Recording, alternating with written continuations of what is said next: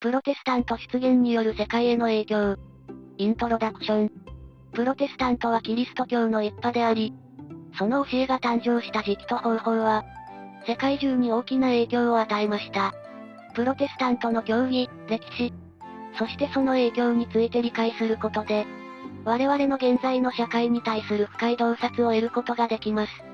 この動画では、ずんだもんと四国メタンの対話形式を通じて、その影響について詳しく見ていきましょう。プロテスタントの起源。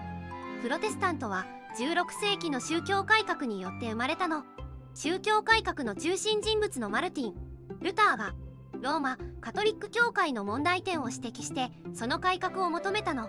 ルターは教会の贖罪上の販売という慣習に反対してキリスト教徒の救済は信仰によるものだと主張したの。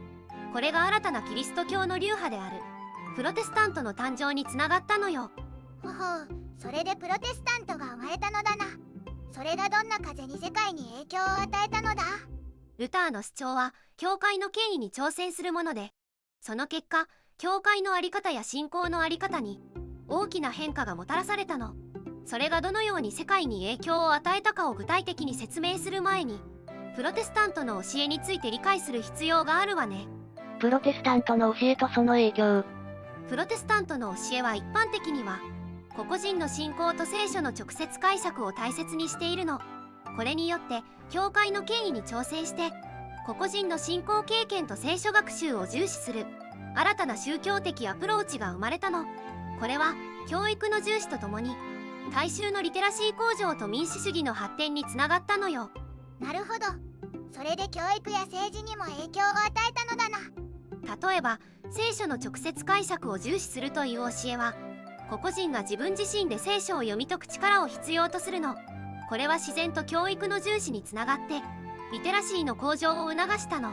それから個々人の信仰を大切にするという教えは一人一人の信仰が尊重されるべきであるという考え方を持つ人々が増えて、これが民主主義の発展に寄与したのよ。プロテスタントと現代社会。今でもプロテスタントの影響は見られるの。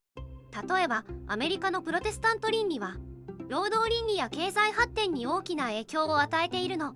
プロテスタントの働きへの強い価値観は産業革命時代の労働社会級の形成と経済的繁栄に寄与したの。